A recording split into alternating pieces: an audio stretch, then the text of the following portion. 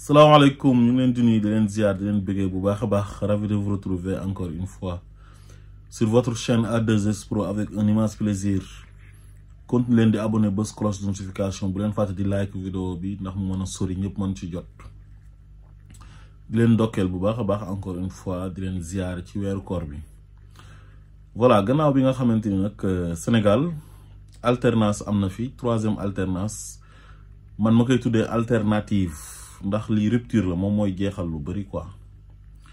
Di leen gërëm encore une fois di leen sant yéen sénégalais yi parce que wane ngeen seen bopp bi ngeen xamee ne li fi nekk baaxul yéen a jóg changer ko seen bopp malgré ñi fi nekkoon def nañ le tout pour loolu bañ a am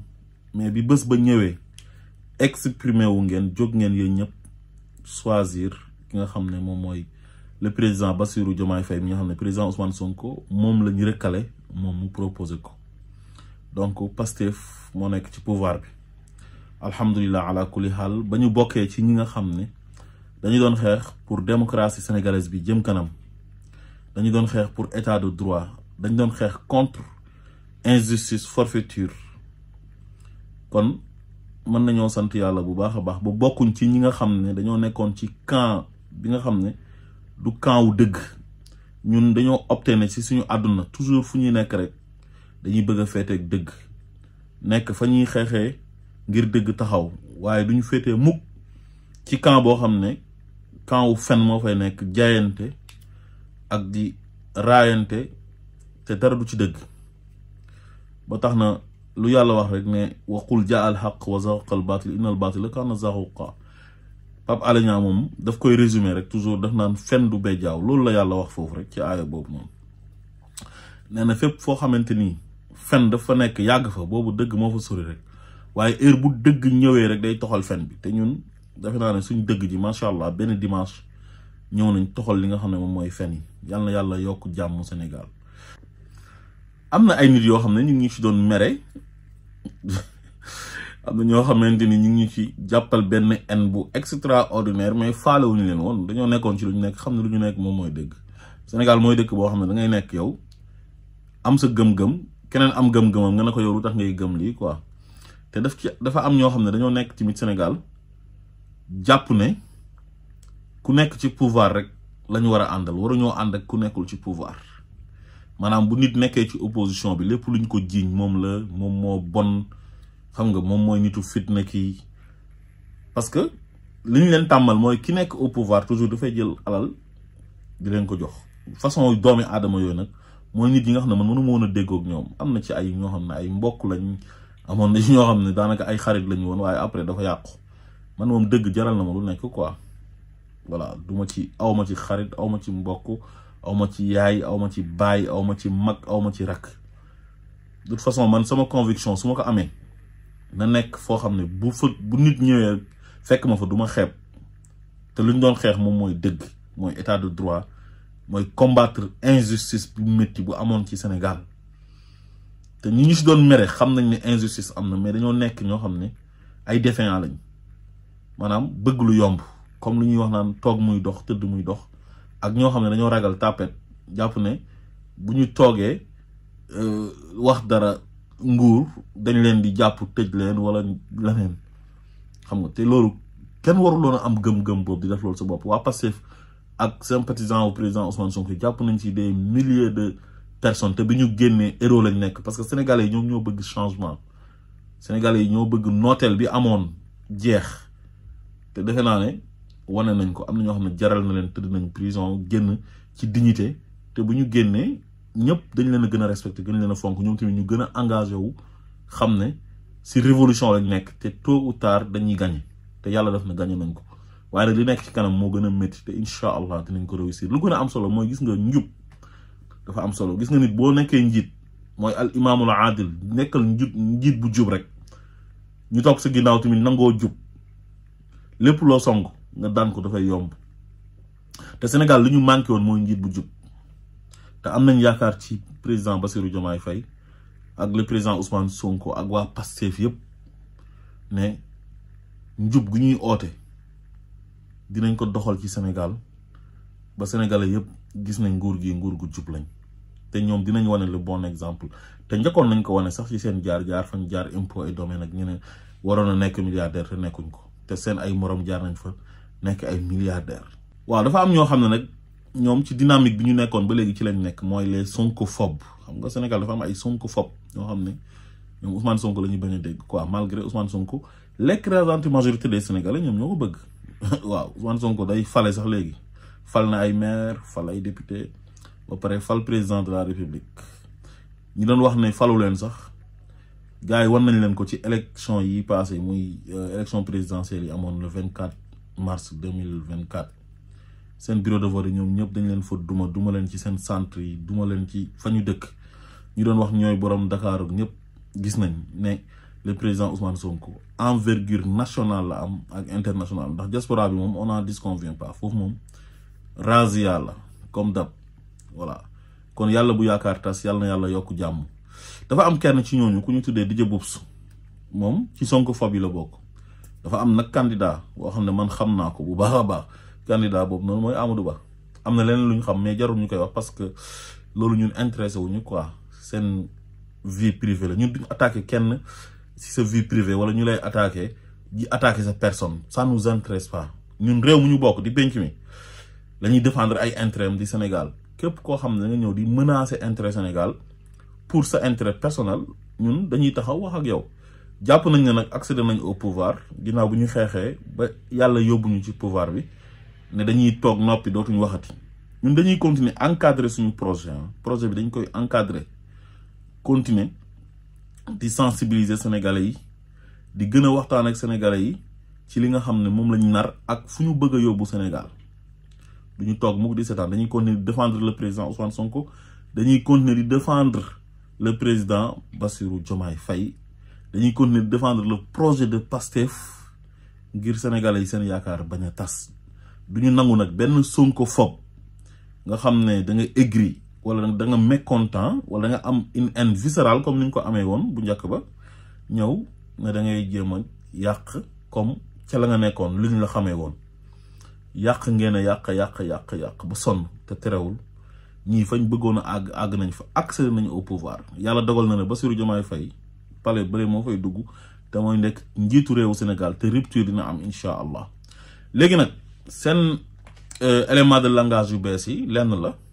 am na ñoo xam ne ñu ngi wax naan na Sonko bàyyi Diomaye mu liggéey ñoo xam ne commencé guñ sax ngeen di commencé naan ay na Sonko bàyyi Diomaye mu liggéey donc ñoom objectif bi léegi fu mu nekk nii mooy jéem a séparer Sonko ak Diomaye man sama xel nu mu dalee ci Diomaye su ngeen ko xamoon yéen kooku moo leen gën a sës foofu yéen ñëpp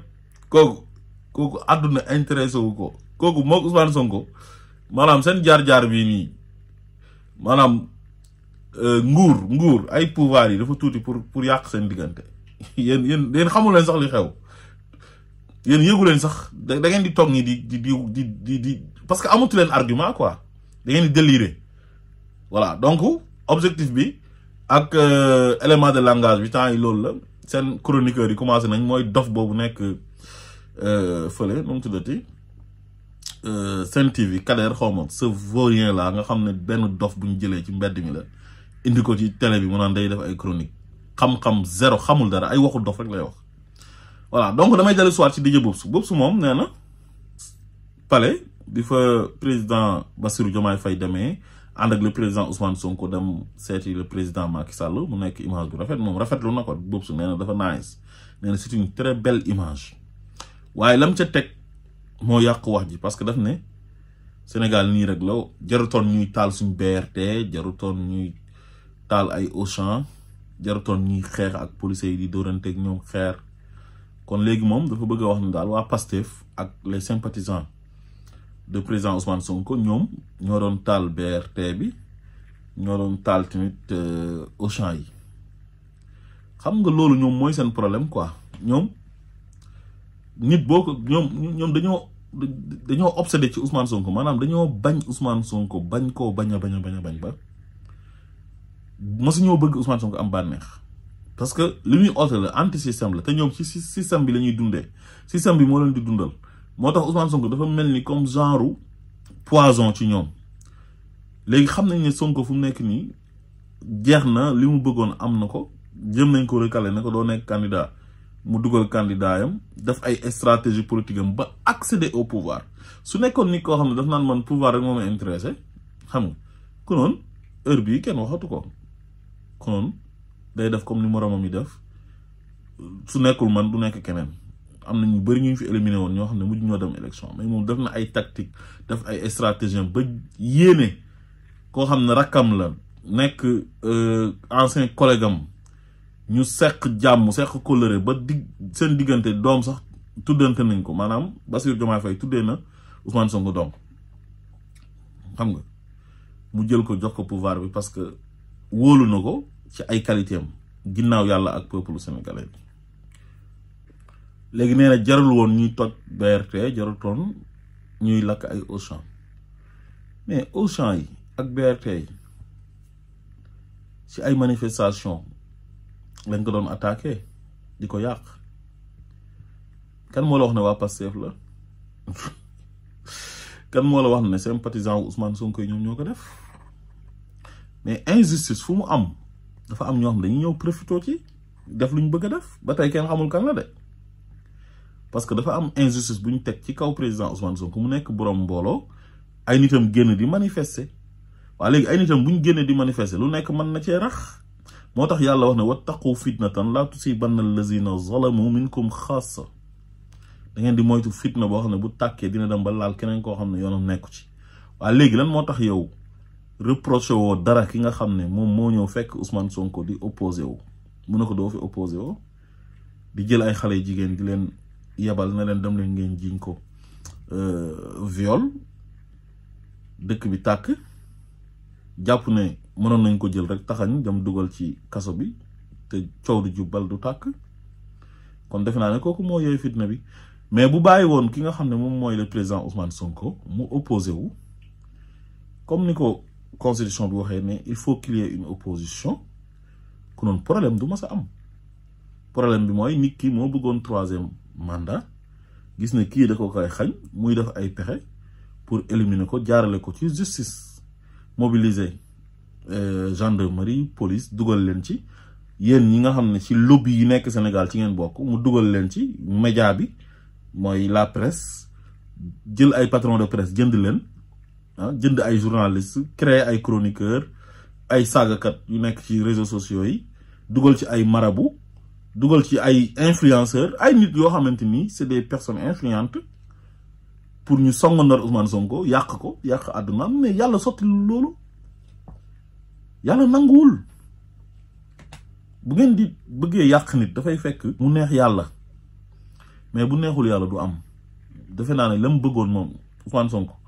muy dem ba gérer nguur gi yàlla may na ko ko ñu ciy gërëm yàlla di sant askanu Sénégal yépp waaye duñ leen may mukk ngeen toog continuer di takk ay rajo di attaquer le président Ousmane Sonko te du ngeen ko teg ci objectif wala di attaquer le président Bassirou Diomaye Faye te du ngeen ko teg ci lu objectif maanaam critique ñun bañuñ ko parce que nous sommes des démocrates mais critique yi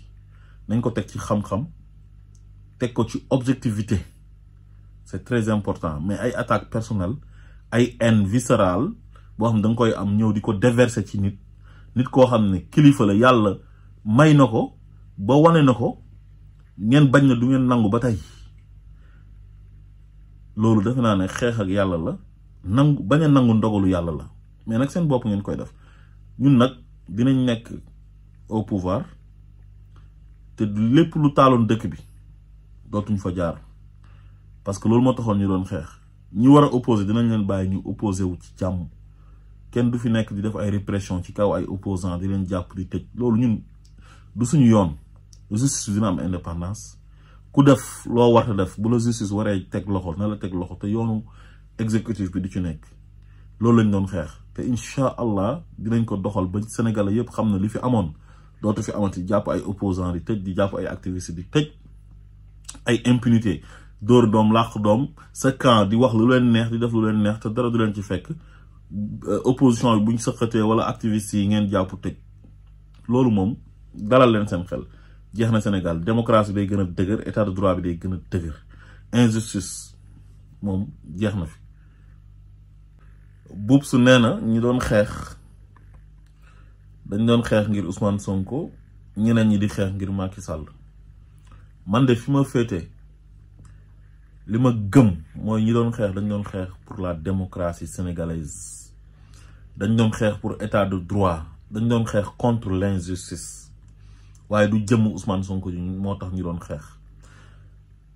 dañ doon xeex par conviction parce que mënuñoo nekk dans un pays de démocratie nga nekk président de la république mais opposant du fi am di jaay doole di dóore di tëje di raye defe naa ne xam nga tout ce qui s'est passé li waral dëkk bi tàkk yaa ko gën a xam nit ñi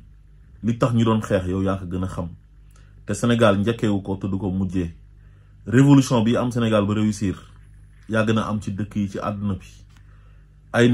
askan yoo xam ne dañ leen a bëgg a noot bëgg leen a xañ kuñ bëgg leen a xañ ki nga xam ne moom lañ bëgg ñu taxaw wàcc xeex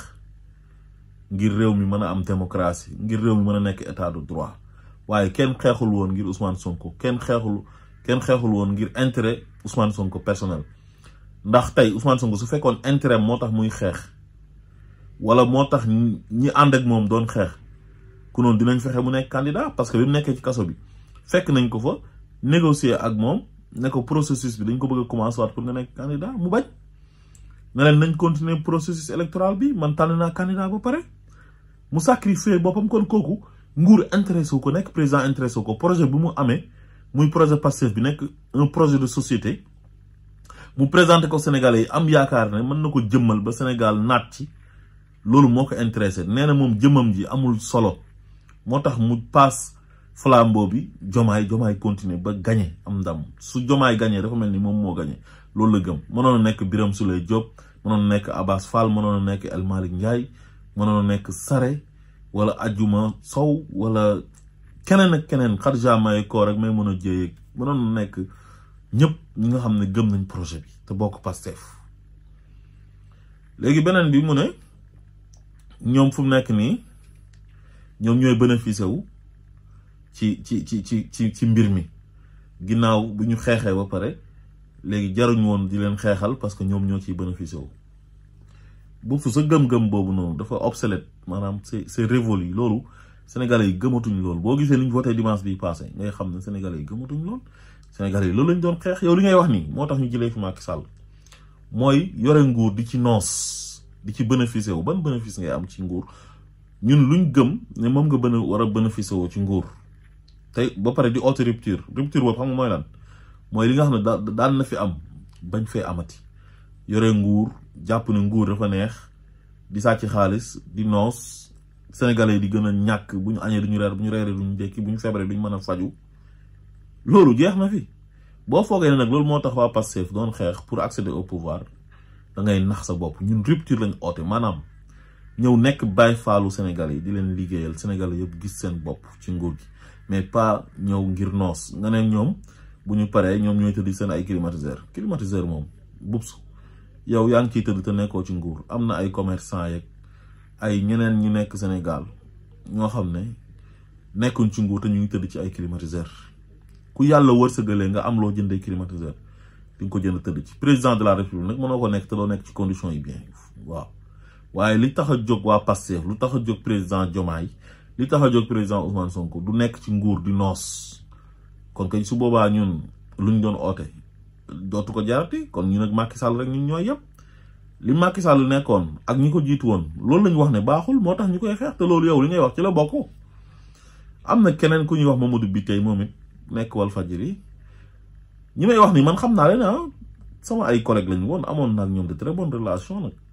waaye man nee naa leen Sénégal aw ma ci mbokk aw ma ci xarit dañuy waxtaan ñoo bokk réew mi soo waxee loo xamante ni ñun gisuñ ne loolu mooy li am ñun dañuy génn wax parce que duñ leen bàyyi ngeen di influencer nit ñi jéem ngeen ko nag ba sonn parce que su réussiroon ko Ousmane Sonko ak le président Diomaye Faye ak projet Pastef bu ñu porté wallahi duñu accéder au pouvoir Mamadou Biteye moom daf ne lan moo tax Ousmane Sonko di ànd ak Bassirou Diomaye Faye pare mënoon na dem rek moom kenn parce que moom kilifa la mu ngi topp ci gannaaw Bassirou Diomaye Faye tiyel ko classeur bi te moom leader la xam nga déjà loolu déjà waxu seytaane ngi noonu waxu jaxase mu ngi commencé di ñëw nee naa leen ñaar ñii billahi su ngeen foogee ne man ngeen a dugg seen diggante xam nga teel ngeen a commencé nag wallahi da ngeen di nax seen bopp man sama xel nu mu ci dalee man su ma tëddee damay nelaw ba yàndoor Bassirou Diomaye Faye mi ma xam kooku nekkul nit koo xam ne nguur day tax muy jàmb Ousmane Sonko te du masa am ba àdduna lu tukki bu eba mu leer leen billahi wallahi watallaahi nag laa leen wax bu leen neexee ngeen garde vidéo bi ngeen var ma après léegi bi tey nee na daal Ousmane Sonko critique yoo xam ne daal teguwul fenn Macky Sall mooy président sortant def loo xamante ni man gisaguma sax ku ko def quoi avant passation de service bi nga oo sa successeur ne ko ñëwal invité waale Ousmane Sonko mais affaire bi protocole la Macky Sall moom moo wax Ousmane Sonko ak Bassirou Diomaye Faye ñu ñëw palais mais loo bëgg duñu ànd lu tax duñu ànd lan moo tax duñu ànd di sikkal sikk yoo xamante ni jar ko ba pare dem ba mu yàgg naan waaw suñu àndee day mel ni kon li nit ñi doon wax dëgg la dañoo diil c'est-à-dire ak nangam yéen fi ngeen doon yàqee billahi weesu nañ ko nee naa leen lu ngeen waxul ngir Pastef bañ a accéder au pouvoir ngir président Ousmane Sonko yàqu ngir président Bassirou Diomaye Faye yàqu amul te terewul accéder nañu au pouvoir mais accession au pouvoir bi nekkut lu ñuy bewloo wala loo xam day tax ñu jàpp ne ñoo gën Sénégalais yi comme ñu fi nekkoon duñ mës a nekk ay nit yoo xam dañoo arrogant comme li passé arrogance bi nekkoon ci ñi passé nii bokk na ci li tax ñu sanctionné leen Sénégalais yi donc kon su ngeen di critiquer leen critique yu objectif mais Ousmane Sonko mu ànd ak Bassirou Diomaye Faye dem palais lu ci jar ay commentaire ak ay wax naan lu tax ñu ànd ak ay lu tax duñu ànd dañoo war a ànd dañuy ànd par force te mënu leen ci dara